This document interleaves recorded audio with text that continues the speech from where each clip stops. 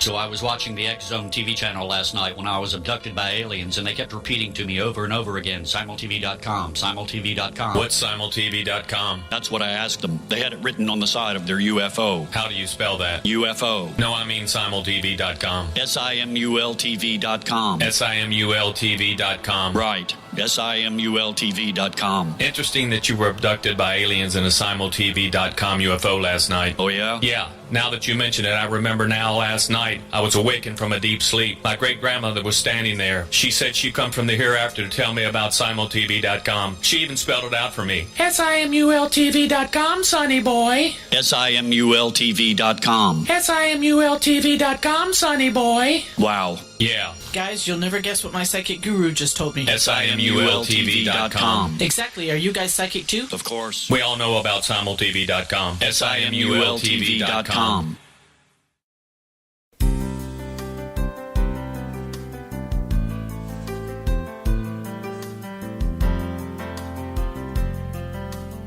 Welcome to Mission Evolution Radio Show with Gwilda Wiyaka, bringing together today's leading experts to uncover ever-deepening spiritual truths and the latest scientific developments in support of the evolution of humankind. For more information on Mission Evolution Radio with Gwilda Wiyaka, visit www.missionevolution.org. And now, here's the host of Mission Evolution, Miss Gwilda Wiyaka.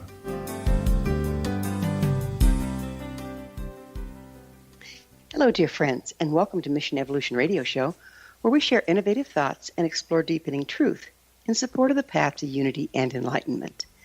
I'm your host, Gwilda Wiyaka. This hour, we'll be looking at evolution through the science of human behavior. There's no avoiding it. Evolution creates disruption, or maybe it's the other way around. But the fact remains, there's a lot of social upheaval and turmoil going on right now. When things are disrupted, it's a challenging time, but also an alchemical one.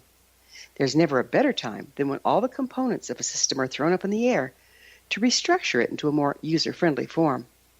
Yet these times and situations are unprecedented. We often can't rely on what's worked in the past. Where do we find guidance to help us restructure the very foundation of our society? Our guest this hour has some interesting thoughts on the topic.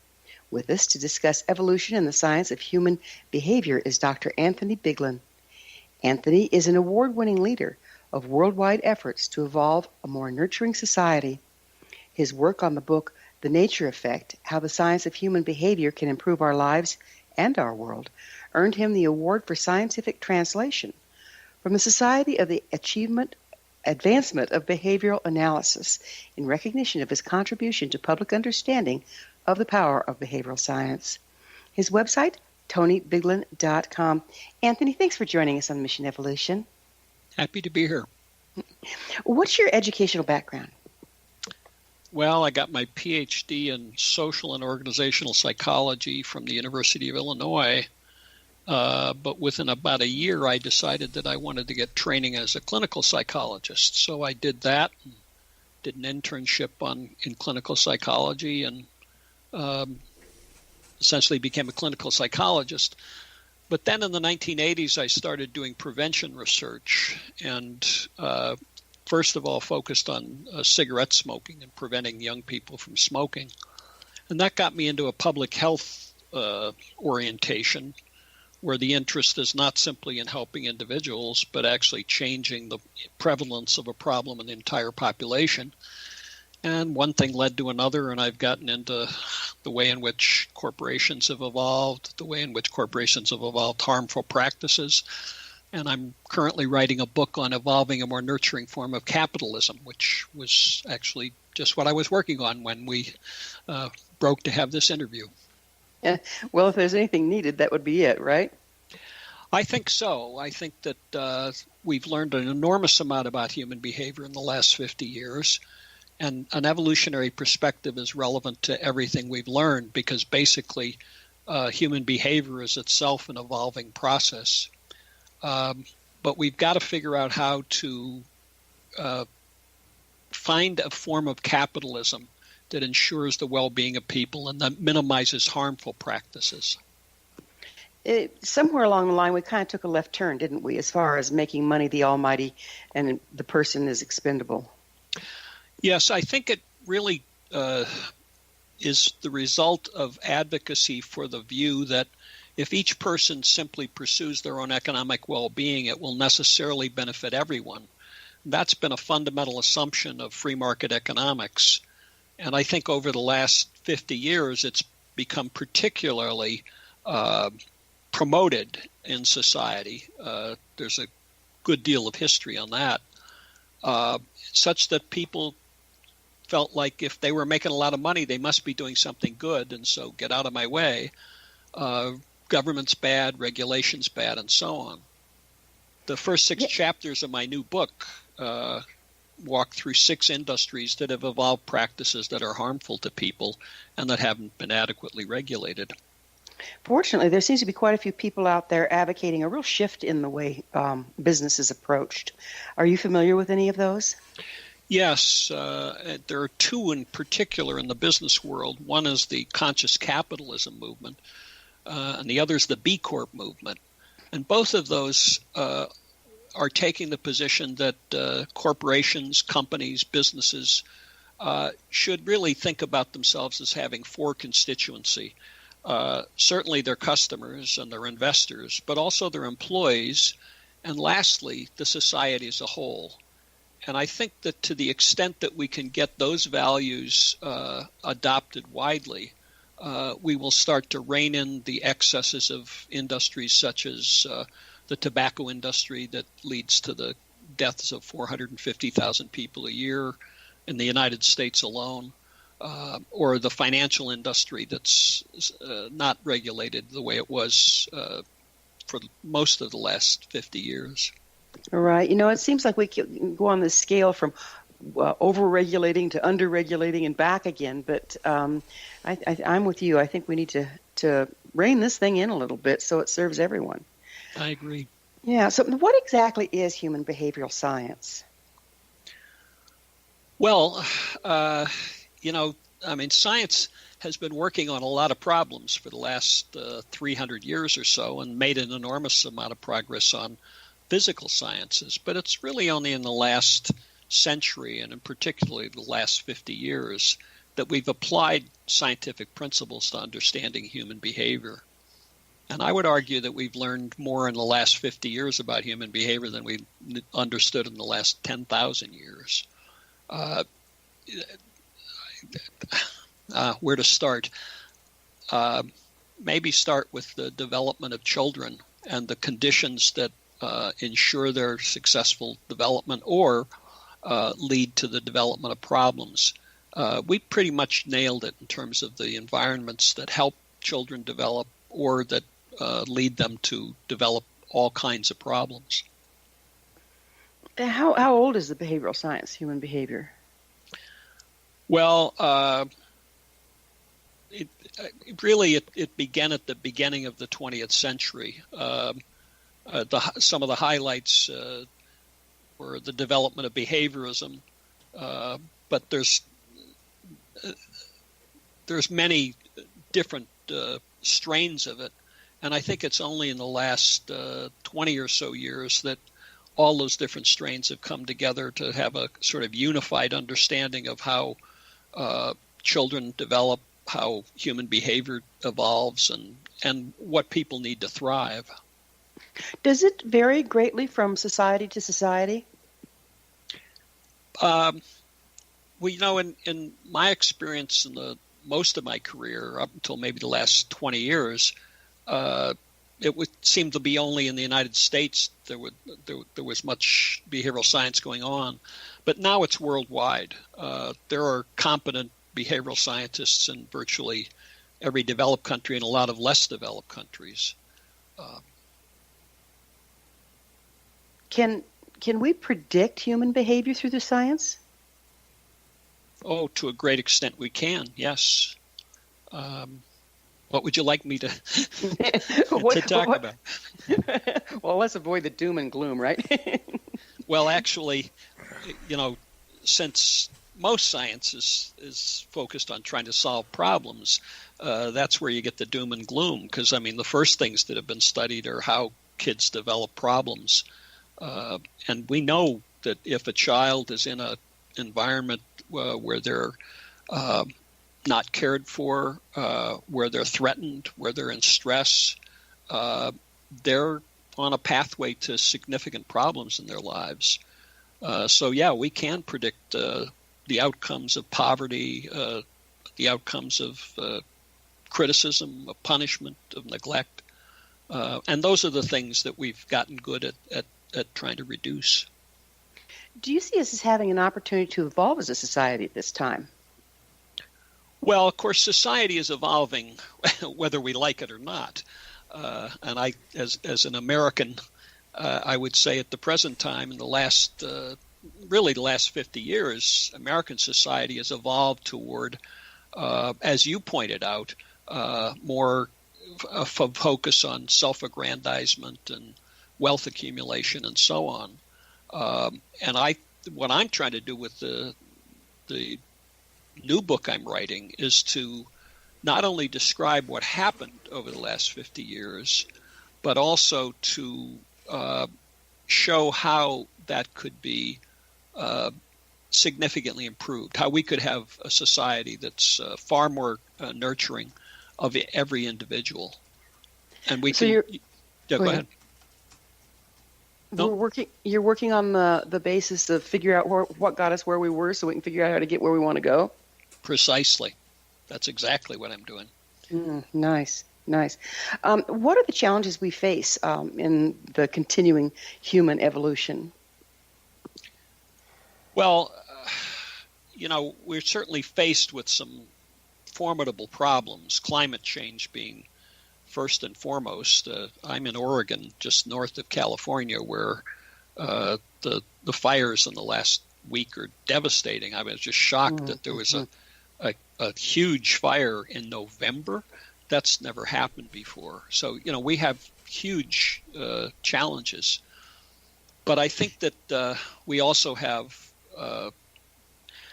I think the number one thing we need to do is deal with what you brought up before. What are our values?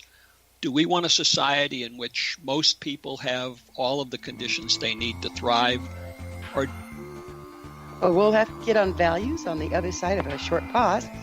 Anthony and I will be back after this commercial break. You're listening to the Mission Evolution Radio Show, coming to you on the X Zone Broadcast Network, www.xzbn.net.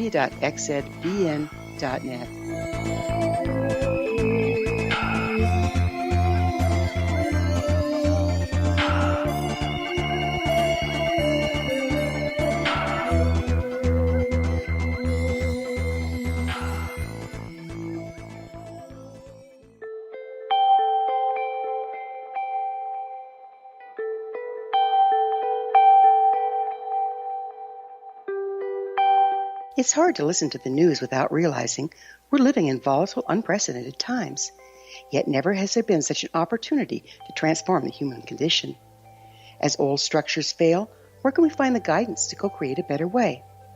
Find Your Path Home is an ever-evolving, leading-edge information, education, and healing resource center designed to support and guide you on your path to unity and enlightenment. Based on sound principles employed by shaman worldwide, we provide techniques that can support you through the current transitions, offering online shamanic classes, international long-distance shamanic healing sessions, complimentary Mission Evolution radio episodes and Stairway to Heaven TV vignettes, seminars, retreats, and much more. All of this can be found on findyourpathhome.com.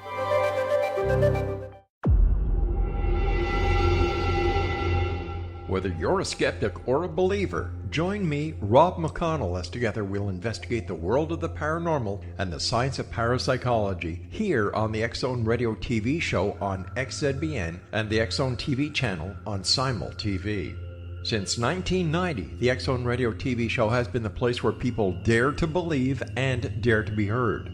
Together, we'll investigate UFOs, aliens, ghosts, Bigfoot, psychic phenomenon, lake monsters, conspiracy theories, government cover-ups, the truth embargo, alien abductions, ESP, haunted locations from around the world, and so much more.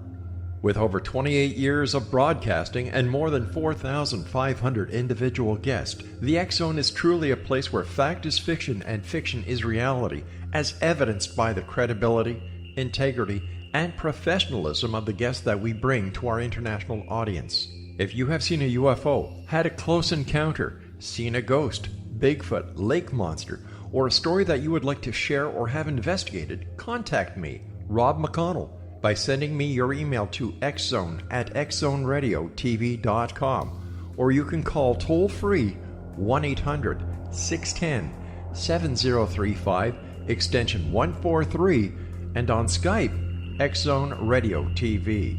For more information on the X-Zone Radio TV show with yours truly, Rob McConnell, visit www.xzoneradiotv.com or www.xzonetvchannel.com or simultv.com and xzbn.net. Until next we meet here in the X-Zone from our broadcast center and studios in Hamilton, Ontario, Canada, always remember, X-Zone Nation, keep your eyes to the sky and your heart in the light.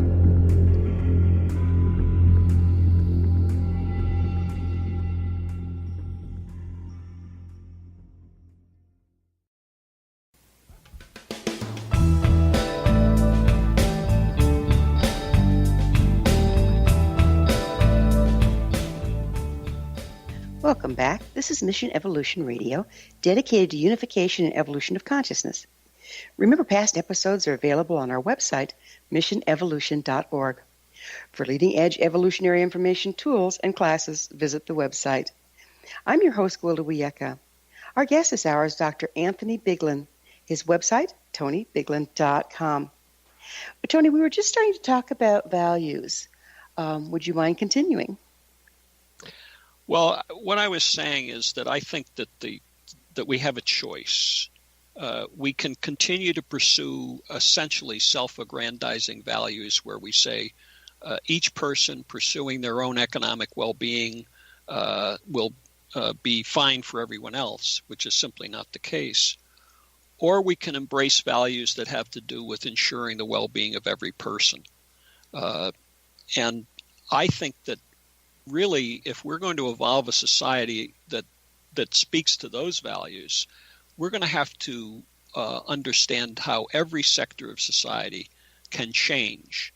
I think that if you think about the healthcare system or the financial system or business generally or the criminal justice system or education, in every one of those areas, we need to be asking, is this sector of society working for the well-being of every person? Or has it become corrupted by the notion that the value of each person is a matter of how much they make? And I think that we can, and in every one of these sectors, there are people who would embrace pro-social communitarian values of the sort that I'm talking about. But we need a movement where they get together and they start to ask that question of every sector of society. Take criminal justice, for example. Criminal justice system in the United States is badly broken. We used to have no more higher incarceration rates than other countries, but since the 1970s, our incarceration rates have exploded. This has harmed families and undermined the well-being of all the children who were harmed when those families were harmed.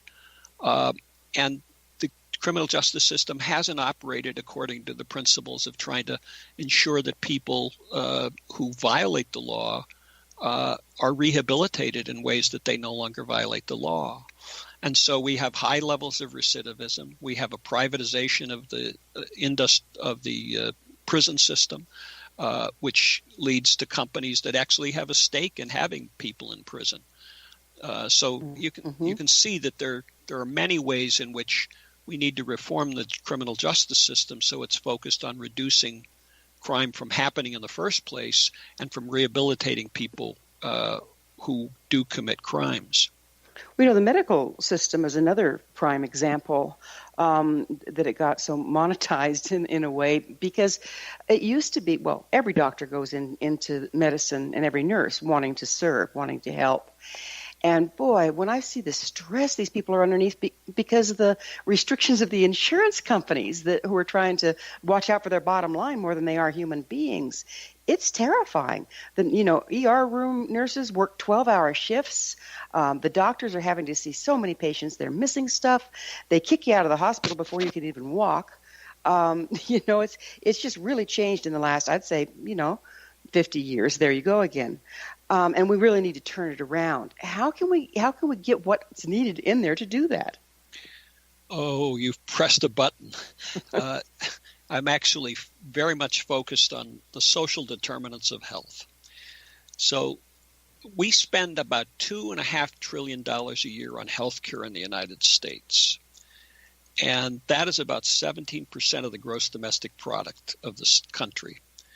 We spend about $10,000 per person on health care. That's twice the level of the next highest economically developed country, and it's about 3 times the level of the average other developed countries. And we spend 95% of that money treating problems that could have been prevented. And this is the thing that is there are so few people who understand. I'm essentially a prevention scientist. In fact, I'm the former president of the Society for Prevention Research. And people do not understand how much we could prevent these problems. If you look at the causes of premature death, about 40% of premature deaths are attributable to unhealthful behaviors. Behaviors like cigarette smoking, drug abuse, academic failure, antisocial behavior, depression. These are things that cause people to die at an early age. Well, what about our diet? Look, there's a reason the Food and Drug Administration is there, right? Well, yes, but they could do a much better job. You're absolutely right. Unhealthful eating is a huge one. In fact, that's one of the chapters in my book. But you go to the grocery store, and most of what's being peddled there is unhealthful. That's true. And in fact, there are a number of good books written on this. Basically, we have a food industry that has evolved because it was profitable to engage in the practices that they've engaged in. And many of those practices have to do with, in a sense, inventing foods that never existed before they were invented. The manipulation of fat, sugar, and salt in our diet has produced foods that are, really tasty and hard to, not eat. And then they're marketed to children. And we have an obesity epidemic in this country that's unprecedented. We have children who are developing adult onset diabetes as children. That never happened before.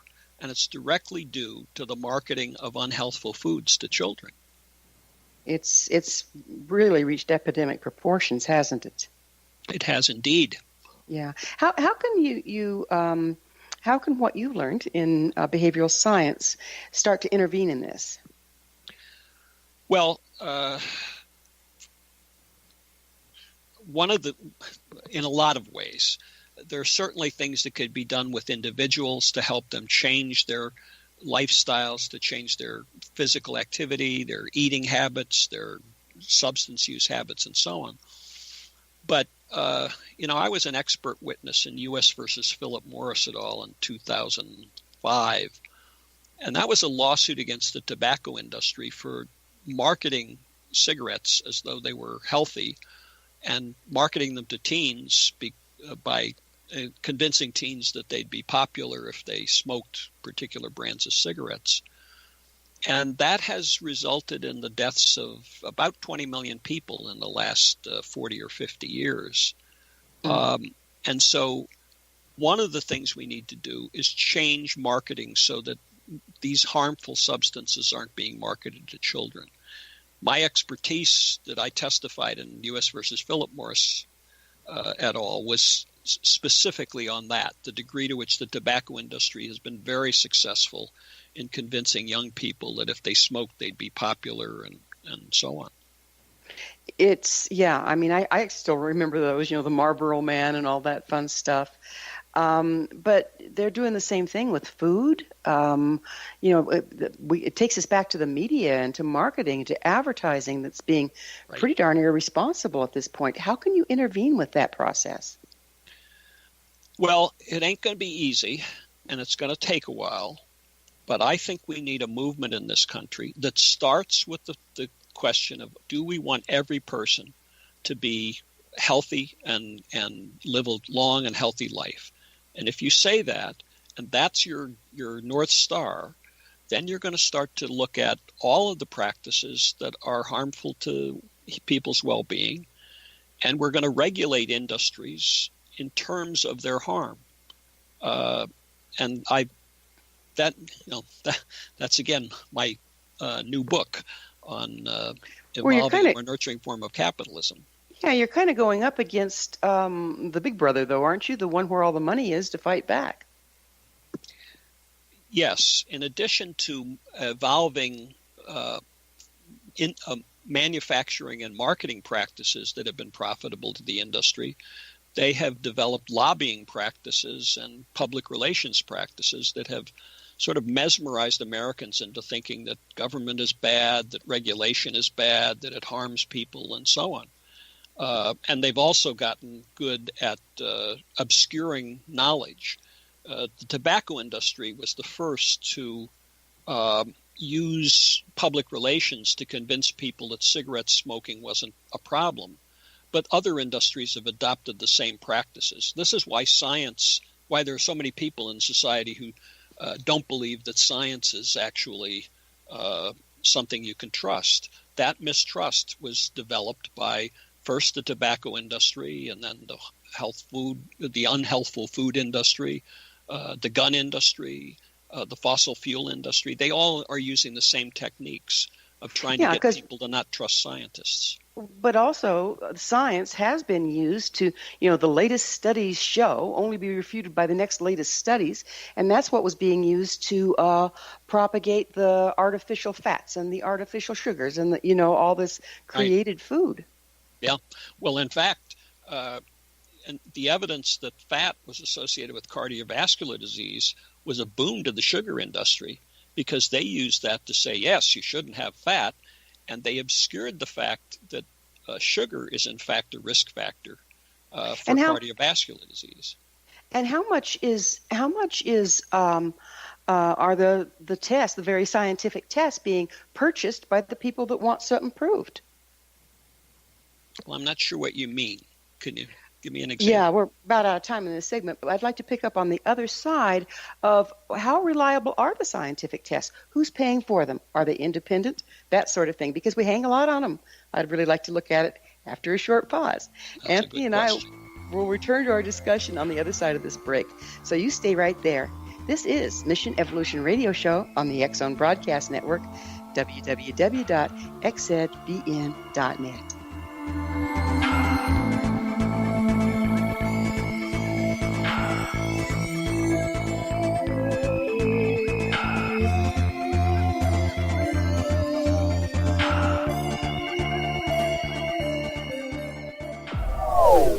They are here, and they've been here for thousands of years, making their presence known in the shadows. They might be seen by a lonely motorist on a deserted road late at night, or by a frightened and confused husband in the bedroom he is sharing with his wife. But who are they? What do they want? Why are they here? Perhaps most concerning, has the government been aware of their presence all along? The new book by rel-mar, UFO Disclosure, the 70-year cover-up exposed, delves into the world of UFOs. Can full disclosure be soon? Order now and receive a free hour and 37-minute DVD on the UFO phenomenon. UFOs are real. Get both the book and the DVD, a $40 value, for only $19.99. To order your book and DVD today, go to rel-marzulli.net. That's LAMARZULLI.net.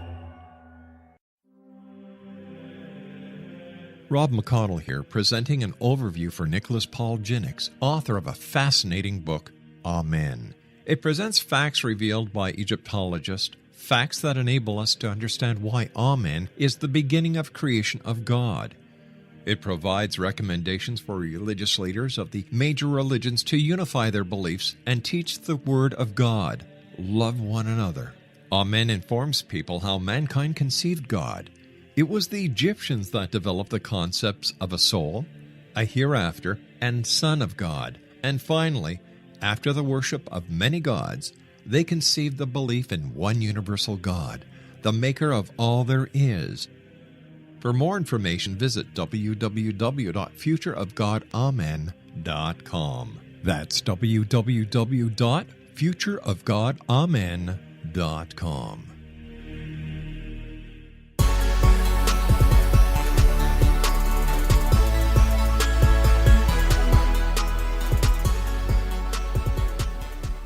Welcome back. This is the Mission Evolution Radio Show, www.missionevolution.org, bringing the latest tools and information to support the path to enlightenment. Don't miss all the wonderful evolutionary things we have to offer on our website, www.missionevolution.org. I'm your host, Gwilda Wiyaka. Our guest this hour is Anthony Biglan. His website, tonybiglan.com. Anthony, we were just about to start talking about science, and this is one thing I've noticed over the years, that we bow down to the latest studies, change our behavior around the latest studies, only to have them refuted by the next latest studies, and it all has kind of started to look like a marketing ploy. How can we tell who's paying for these studies and how neutral they are? Well, you put your finger on a really important issue. Let me talk about it in terms of the health care sector. Over the last several years, it came out that many of the drugs that were being marketed by pharmaceutical companies were being marketed by physicians who had engaged in some of the research that was done on those drugs. And what wasn't revealed is that they were making lots of money, not only for the research that they were doing on these drugs, but for then going around to medical conferences and promoting the drugs that they had done research on without indicating that they had a stake in it. The law has changed to some extent on that, but there are still examples coming out of people who are making hundreds of thousands of dollars, millions of dollars, shilling for the pharmaceutical industry and not revealing that they have a conflict of interest. So we've gotten better at having standards about conflicts of interest, so that if I tell you what my research shows, you get to know, first of all, whether or not, what stake I have in your believing me. And of course, every scientist wants to be believed, and there's research, they're certainly interested in convincing you. But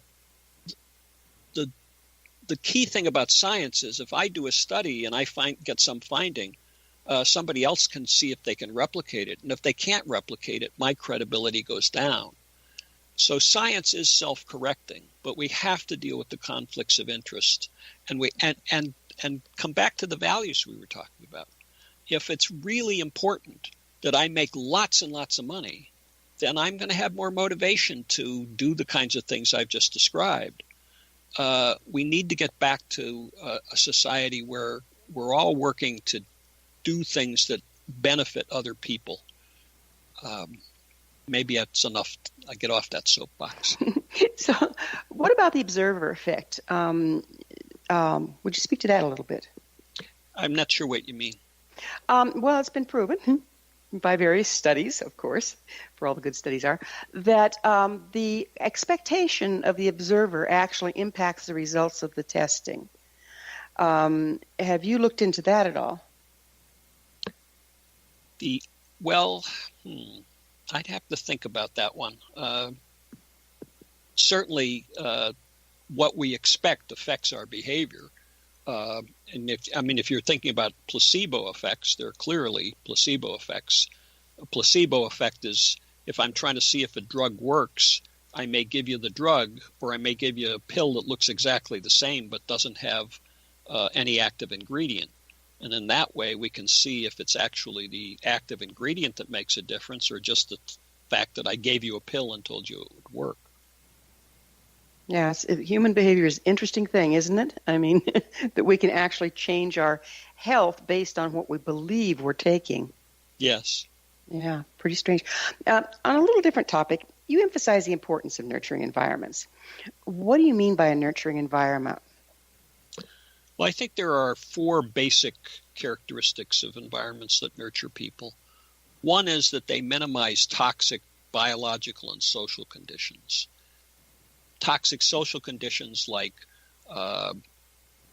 anger, conflict, stress, criticism, those kinds of things. The kinds of things that you see in families with aggressive kids, the kinds of things that are more likely in poverty.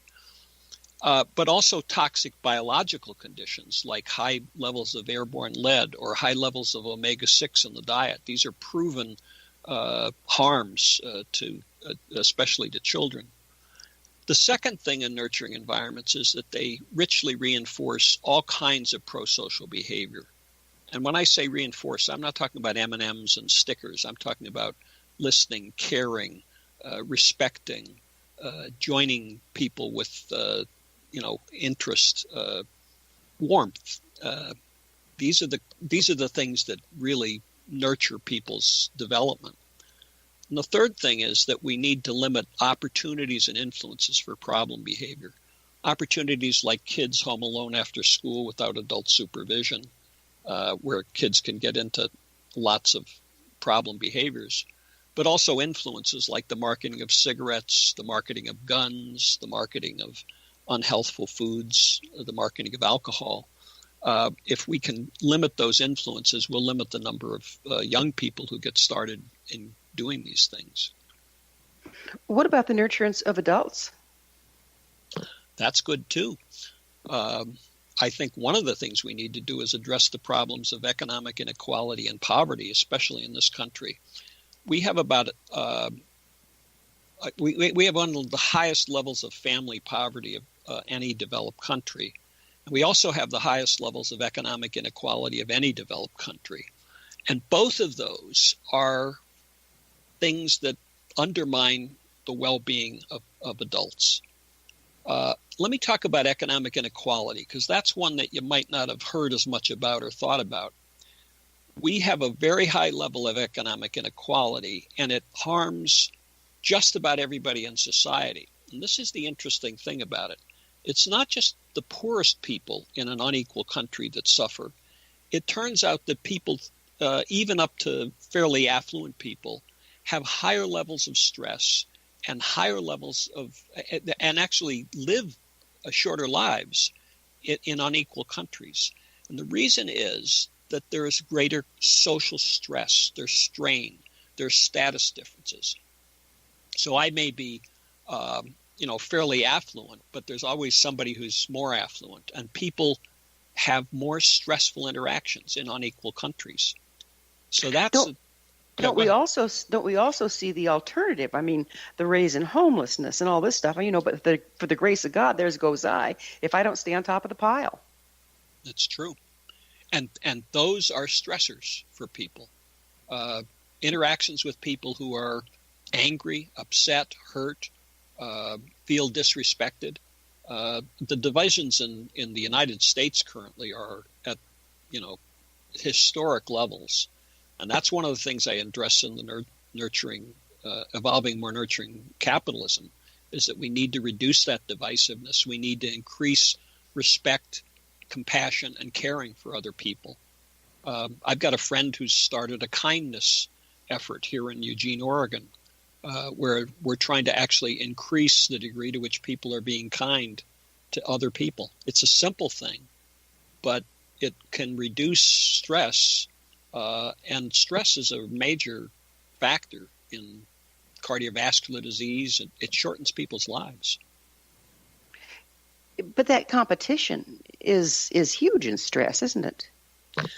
It is. And that's why we've made a lot of progress in that.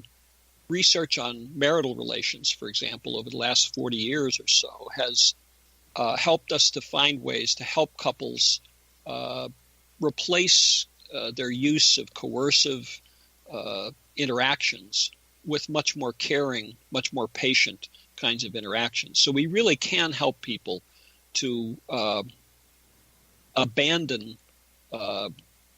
angry ways of dealing with each other and have much more caring ways of dealing with each other. But doesn't that involve, kind of like getting in the family, getting your nose in people's business? Where does help stop and overregulation begin? I've written a number of places about the value of family interventions and how they can reduce coercion and prevent all kinds of problems. And people will say, nobody's going to tell me how to run my family. And if that's the way you feel, then God bless, then you shouldn't have this. I'm not talking about the state imposing anything on anyone, but I am talking about, as a society, our making available to families who would like to get help, the help that they need. There are about at least 16 family programs that have been studied in multiple randomized trials, which is the way we tell, how well things work. And they are all ones in which the people who provide those services are listening to the parents. They're listening to the family. They're caring for the family. They're helping the family solve problems that the family wants to solve. And so, there's no coercion in these efforts. This is all, caring and respectful. It seems like it's an awfully large problem, though, and we don't have a whole bunch of time to turn it around. Well, we do what we can do, but I'm actually, I'm quite hopeful. I'm on a National Academy of Medicine committee that's writing a report on the progress we've made in promoting healthy development. And one of the things I did for that was look at the degree to which effective family and school interventions have been widely implemented.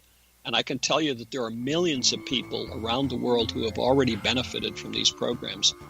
And our spread is growing. Well, that's wonderful to hear. We're going to have to pick up with that on the other side of a commercial break. Anthony and I will be back shortly, so don't you dare go away. You're listening to the Mission Evolution Radio Show on the X-Zone Broadcast Network, www.xzbn.net. Don't forget to listen to past episodes on our website, missionevolution.org.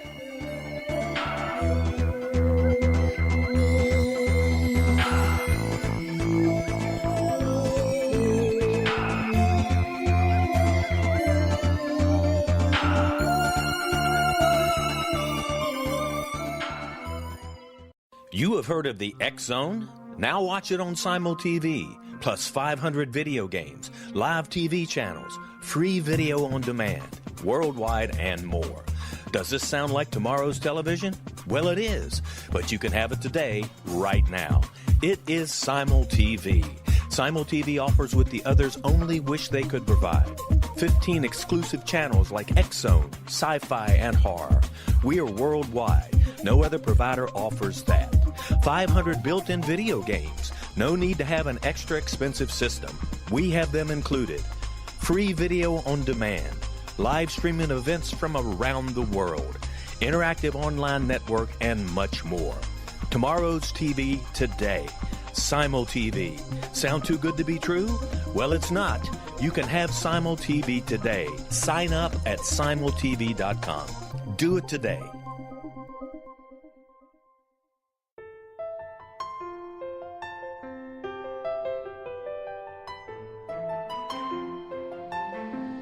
Path Home Shamanic Art School has just launched a new online series of classes, Galactic Shamanism, Art of the Ancients, Key to Tomorrow.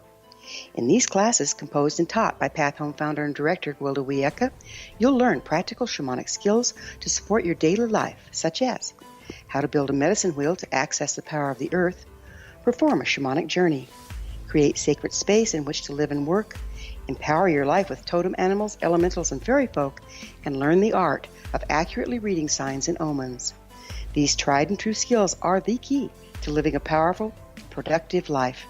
Visit us at findyourpathhome.com to see the ever-growing collection of classes and leading-edge information to support you during these times of uncertainty and transition.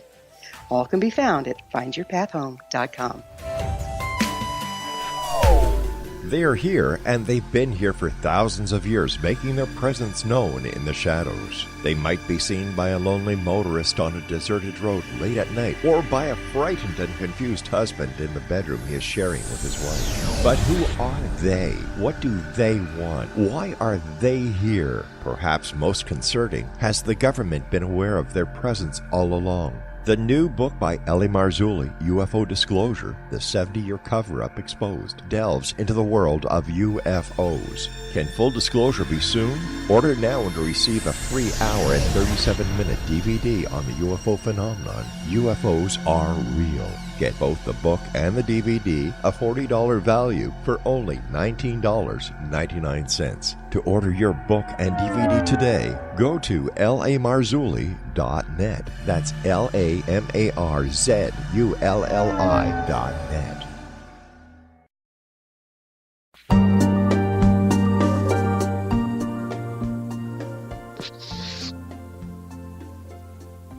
Welcome back. This is Mission Evolution Radio Show, www.missionevolution.org, bringing the latest developments in an evolving world. I'm your host, Gwilda Wiyaka. I always love suggestions from my listeners. You can email me at info@missionevolution.org to propose a topic or guest that's on your mind. I'm sure we'll all enjoy them. Our guest this hour is Dr. Anthony Biglan. His website, TonyBiglan.com. Tony, you brought up something that I think is pretty important, and that's coercive behavior. What is that, and how do we see it playing out? I think coercive behavior is the fundamental problem of human relations. It goes like this. If my wife does something I don't like and I get angry or I pout, she may be a little less likely to do that thing again. And what we found in families that have kids with aggressive behavior and in marital discord as well, that people can easily learn to use aversive behavior to get the other person to back off, to be quiet, to stop doing something they don't want them to do. And in fact, there's a psychologist here in Eugene, Oregon, Jerry Patterson, who was the first person to actually go into families and observe the moment-to-moment interactions between parents and their kids.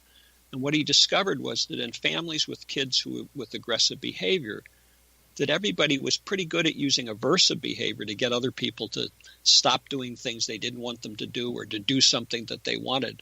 But they weren't very good at sort of the more graceful, kind, caring, fun ways of interacting. And that's coercion. Did I make that clear? I think so. So like the antidote is love, kindness, respect. Yes, and in fact, every one of the family and school interventions that I'm aware of works by helping families, teachers, and parents in particular to replace the use of coercive behavior with much more kind, caring, and respectful behavior. We've made a lot of progress in helping people to be more caring, compassionate, patient. You know, I've had the good fortune to have some people on the show that are actually doing these programs in schools where instead of detention, they have a meditation room and they're teaching breathing exercises and this sort of thing. And providing that support and inward turning and kindness. And they're really being very successful. Have you heard of those? Yes. I've been working a lot in schools lately, and I've been helping schools adopt a program called the PACS Good Behavior Game. And that's something that teaches kids to develop pro-social cooperative behavior. And there's really quite a bit of research showing its value. Kids who have this program just in elementary school have been shown to have fewer problems as adults just because they had this program in elementary school. Basically involves kids working together in small groups and earning some rewards if they work together cooperatively. And the rewards are simple things like in one classroom, I could show you a video where the class had just done their 10, 15 minutes of working together cooperatively. And the prize was that they could laugh uproariously for 10 seconds. And you should see these kids laugh. And so this PAX version of the good behavior game is just a delightful way to help kids become much more caring and patient and develop self-regulation. I could go on and on about it, but... Well, that's a place that we can start making a difference, isn't it? We can't move into every family. But if we start addressing, some of the dysfunction that's showing up in children in the schools, that's kind of a foot in the door, isn't it? Well, certainly the schools are motivated to do that because many schools are finding that there are more and more kids coming to school who lack basic self-regulatory cooperative behaviors. And so my friend Dennis Embry at the Paxis Institute in Tucson has been helping schools to develop and implement his version of the good behavior game, and it's been working very well. He's in thousands of schools around the country. That's so good to hear. Another little change of pace, but what is evolutionary theory? Well, the way I think about it is it's a matter of variation and selection. Any process that changes as a function of certain variants being selected by their consequences is an evolutionary process. So, for example, a child learning to talk might say ma, ma, ma, ma, and as soon as they start saying that, suddenly there's a mother who's paying great attention to that. And the way children learn to talk is that they get positive consequences from parents who pay attention to what they say. It's just one example. But, the evolution of marketing practices of the cigarette companies is also an evolutionary process. They couldn't get women to smoke. They tried a bunch of things. They didn't work. In the 1920s, smoking was it wasn't a feminine thing. And then they started the Lucky Strike commercials that said, reach for a Lucky instead of a sweet. If you smoke a cigarette, you won't eat and you won't gain weight. And I could show you the ads, that are frightening women that they're going to become obese if they don't smoke cigarettes. But that variant was selected because suddenly they were making a profit on it. So variation and selection are the foundational concepts in evolution. Do you find evolutionary theory helpful in your work? Well, my whole book on evolving a more nurturing form of capitalism is built on evolution. I talk about the evolution of harmful corporate practices, but then I talk about how we can evolve a society that regulates capitalism effectively and ensures the well-being of every person. So, yes, evolution's fundamental to my thinking.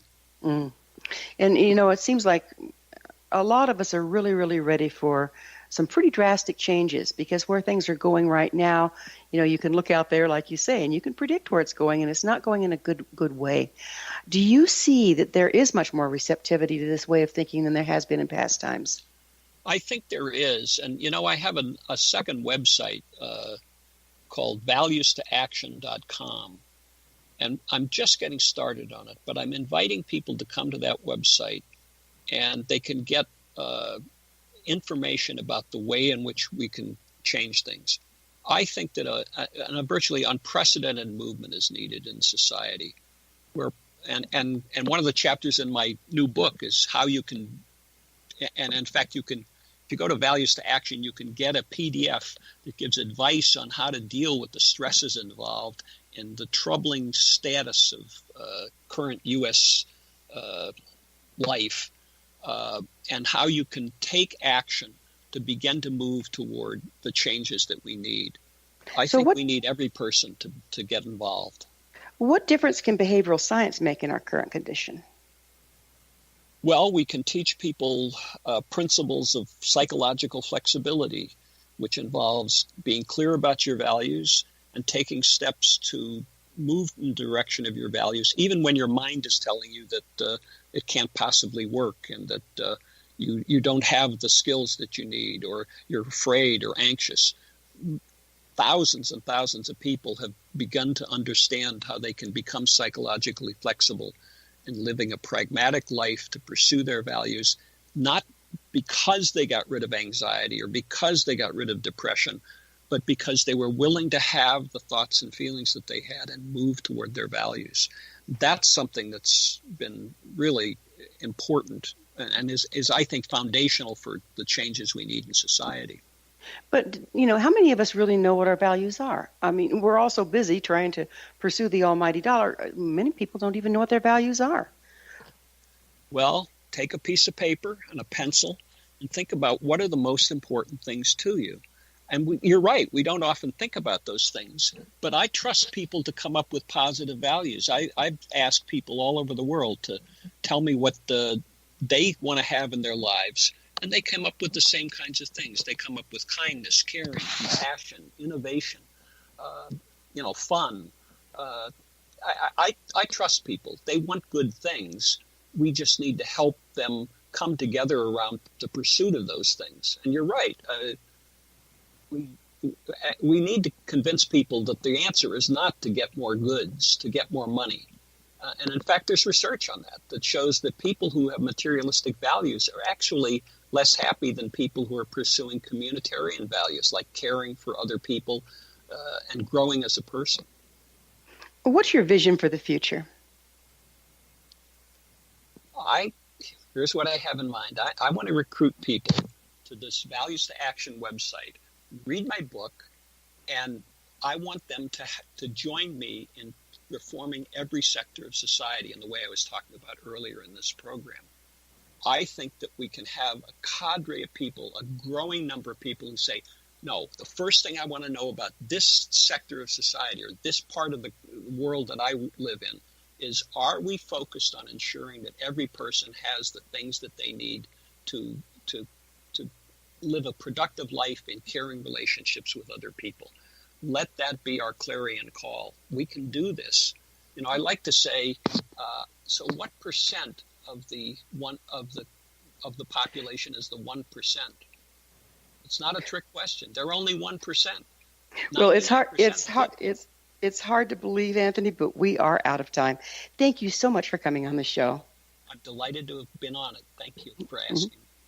Our guest this hour has been Dr. Anthony Biglan, author of The Nurture Effect: How the Science of Human Behavior Can Improve Our Lives and Our World. His website is tonybiglan.com. Remember to join our email family to stay abreast of all the exciting new things we have coming up at missionevolution.org. While you're there, join in the discussion on our blog. This has been Mission Evolution radio show with Wilda Wieka on the X-Zone Broadcast Network, www.xzbn.net. Join us next time as the mission continues to bring information, resources, and support to an evolving world.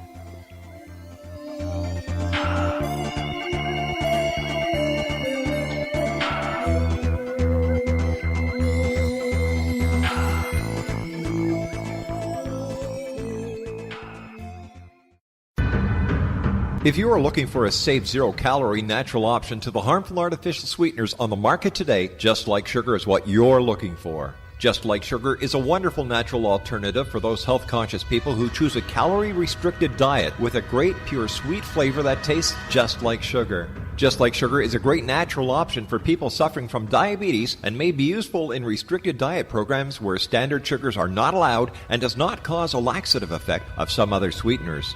Just Like Sugar comprises a perfect blend of chicory root fiber, natural calcium, natural vitamin C, and Just Like Sugar's sweetness comes from the natural flavors from the peel of the orange. Just Like Sugar is a natural alternative to harmful artificial sweeteners and will change the way that you believe all natural sweetener products taste. Just Like Sugar is available at your local Whole Foods markets, Wild Oats markets, Henry's, Sun Harvest, and many other fine natural food stores in the U.S., Canada, and worldwide. You have heard of the X-Zone? Now watch it on Simul TV, plus 500 video games, live TV channels, free video on demand, worldwide, and more. Does this sound like tomorrow's television? Well, it is, but you can have it today, right now. It is Simul TV. Simul TV offers what the others only wish they could provide. 15 exclusive channels like X-Zone, Sci-Fi, and Horror. We are worldwide. No other provider offers that.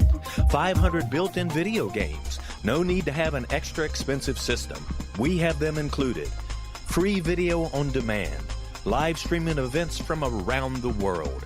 Interactive online network and much more. Tomorrow's TV today. Simul TV. Sound too good to be true? Well, it's not. You can have Simul TV today. Sign up at simultv.com. Do it today.